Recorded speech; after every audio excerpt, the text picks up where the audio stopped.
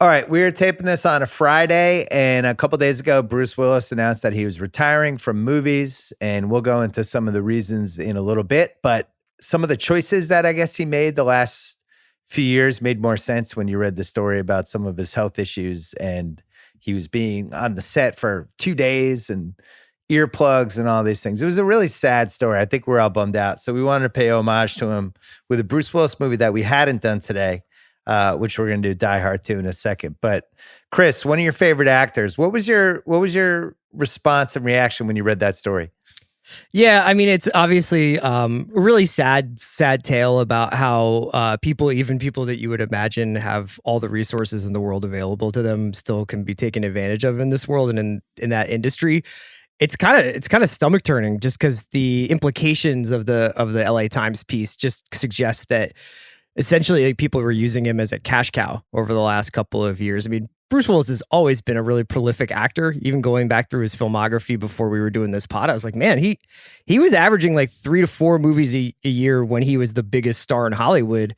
So I think that his work ethic was never in question, but obviously doing all these straight to streamer VOD action movies and probably working under not ideal conditions, and like you alluded to, getting his lines fed to him through earplugs and kind of not knowing all the time where he was or why he was there.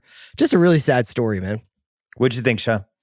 Yeah, the same as Chris. I think it's really disappointing. And Chris and I actually were having a conversation, outside of work, where we were remarking on how many movies he had made in the past few years and how it wasn't that long ago when he was still top-lining major productions, like movies like The Expendables, or he was in a Wes Anderson movie 10 years ago, or, he had been appearing in big movies. And then all of a sudden, circa 2017, 18, 19, he started showing up in movies like Precious Cargo and Hard Kill. And I was like, how did this happen? Because we didn't think of Bruce Willis in necessarily the exact same light as Nicolas Cage, but obviously this story gives us a lot of background. It's just tremendously sad anytime. It sounds like what he's dealing with is a very challenging, cognitive condition. And so, my heart goes out to him and his family. Yeah. The last big movie that he made was Death Wish in 2018, which was weirdly disappointing. That was a movie that I felt like I've been waiting for them to remake forever because it was such a great idea. It's such a kind of trapped in the 1970s, awesome. It makes me think I'm in the mid 70s when I watch it, but I don't feel like it's aged great in a bunch of different ways. I was waiting for somebody to remake it. They remade it. It wasn't great. And then as Sean said, after that, he's just in a ton of stuff. He's making, 4 or 5 movies a year. In 2021, he's in 7. And in 2022, he was in 6. A couple of them haven't come out yet, but you started seeing him on, I always call it used to be the Blockbuster box, where you'd be like, why is this guy in this?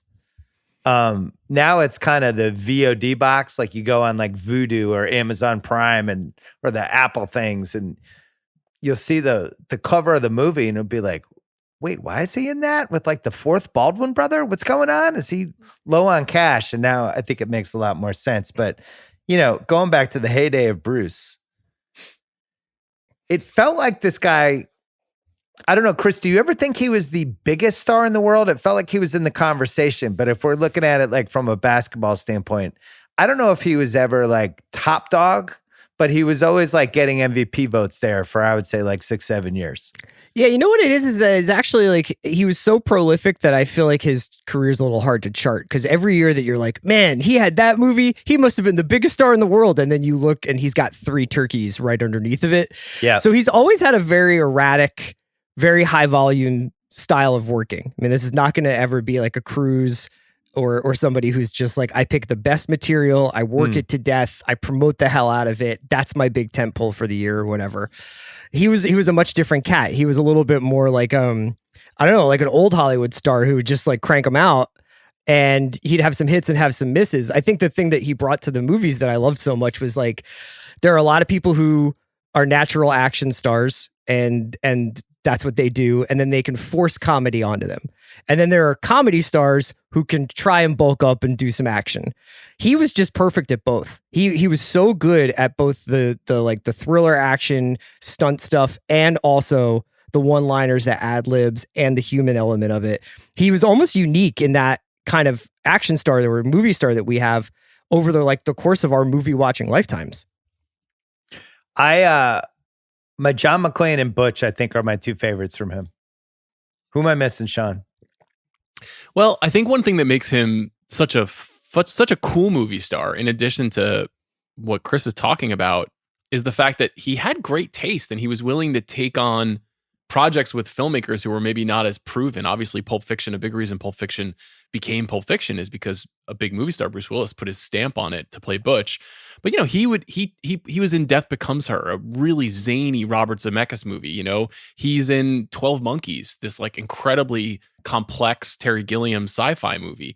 He would do, he did Breakfast of Champions with Alan Rudolph, a Kurt Vonnegut adaptation. He's in The Sixth Sense with a little known filmmaker named M. Night Shyamalan, who he went on to work with all the time. And so The Sixth Sense, that's one of his great performances. That's one of the best performances of his career and one of the biggest roles that he ever had. He just was like a pretty daring figure in the world of movies who also consistently was like, okay, it's now time for me to do Armageddon. Now it is now time for me to do Tears of the Sun.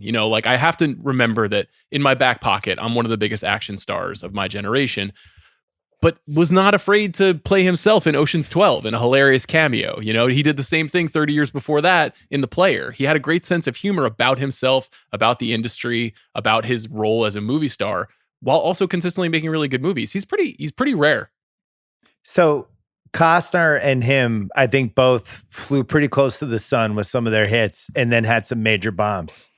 And you go back and you look at Bruce, Die Hard, becomes a phenomenon. He's also on Moonlighting at the same time, and he's just clearly going to be one of the biggest stars we have. Then he's in the Look Who's Talking movie between Die Hard 1 and 2, and then Die Hard 2, which made more money than Die Hard 1, which we'll talk about in a second. But, then he had The Bonfire of the Vanities, Mortal Thoughts, which he made with his wife, and Hudson Hawk all in a row.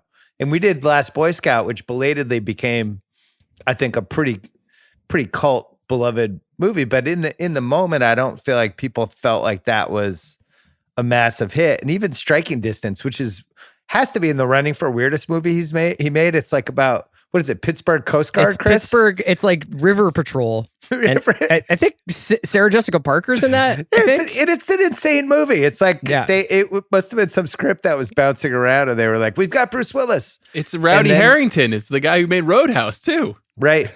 So then Pulp Fiction brings it back, and all of a sudden he's one of the coolest actors we have again. And then he follows that up with North and Color of Night.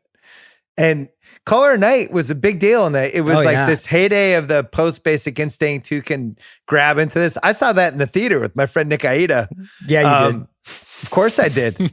But so those two were bombs. And then it's like, oh man, Bruce, he's another funk. And then he comes back again with Die Hard with a Vengeance. And that was the way it went. From 88 to 99, he rips off, if you're just going the good stuff, Die Hard, Look Who's Talking, Die Hard 2, Last Boy Scout, he's in The Player, Pulp Fiction, Nobody's Fool, he's in Die Hard with a Vengeance, 12 Monkeys, Fifth Element, Armageddon, Sixth Sense. That's like a 12-year run with another 20 movies that I haven't mentioned. So I would have him right there in that Costner, Harrison Ford, Hanks. But I think the difference with Hanks was his batting average. He just, other than Bonfire of the Vanities, he just didn't make bad movies there for his entire prime. Yeah, it seems like he's trying to split the difference between like Clint Eastwood and Paul Newman in terms of the persona. Charming, handsome guy, can do comedy, can do light drama, also hardcore action star. Is really believable with a gun, is really believable doing stunts.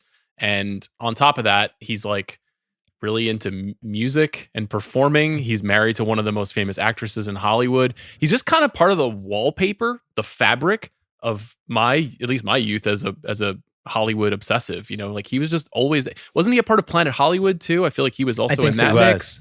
Yeah. So he was just everywhere. Chris, his 80, you might not remember this, but the two things I remember first from him, he did a Seagram's ad where it was like, Seagram's golden wine coolers. And he's on a porch and there's all these dudes and they're snapping fingers. And it's like just the most charismatic ad you've ever seen. That ad was a big deal. And then he's in Miami Vice. Yeah. He's in, I think, one of the first 7 episodes. It was like 7th or 8th episode, right as the show is. Is he a snitch in that? I can't remember. No. He's a wife-abusing arms dealer. Oh, that's right. That's and right. he is a fucking bad guy. And he's really menacing. And it was definitely one of those where it's like, who's that guy? That's something. And then he got Moonlighting, and Moonlighting became a phenomenon immediately. I mean, that was like him and Sybil Shepherd. It was the do they have it? Or are they doing it in real life? Are they going to do it on the show? It tapped into the Sam Malone, Diane Cheer stuff in like this whole kind of cool way. And that's what, by the late 80s, he just had it. But I'm with Chris. Like there's something about him that was just different than all of the other people. There's some Paul Newman in there, but then there's also some action star in there, but he was also funny and just likable. It's the one thing that was sort of always cool about him, and I say this now as I am obviously in my mid 40s, so I appreciate this more, but you see a lot of movie stars today actively trying to like keep the candle of the youth burning, right? Like even Tom Cruise has no business really probably making the movies he's making, like Mission Impossible movies and getting thrown out of planes and stuff. Chris, settle down. I'm not dissing business Tom making Cruise. them. Yeah, now why are you bringing Tom Cruise into this? All right. Well, like you look at like say like Chris Pratt, right? Like Chris Pratt, I don't know how old he is. Much better. But like he is definitely still trying to make like buffed action movies and like be this like matinee idol. Bruce Willis was like 42 when he was 18. Like he was like the epitome of like middle-aged cool guy when he was probably like Ben's age. And I just love the fact that like throughout his entire career, he was just this like, my hair's thinning. I always wear a white tank top that inevitably gets stained gray by the end of the movie. I smoke constantly. I make Seagram's ads. But you know what? I'm married to Demi Moore and things are working out pretty well for me. Yeah, and the Demi Moore relationship was a big piece of this with his fame. That was one of the biggest celebrity couples we had. And then there's this weird moment when she becomes as big of a star as he was for striptease. I would say 3-4 years there, striptease. And it starts with she's in A Few Good Men. She's not the star, but she got to be in a really, really good movie. And then she's in a couple more, and it's, peaking with Disclosure with her and Michael Douglas. And peaking? It seemed like she was the biggest actress in the world. I meant peaking from like a fame standpoint. Not from a quality standpoint. Yeah. I mean, no. Also the recently back in the news G.I. Jane, that was at that same time. Yeah, it did feel like she was the number one actress. So that was part of the whole thing. They were this power couple, but we love Bruce.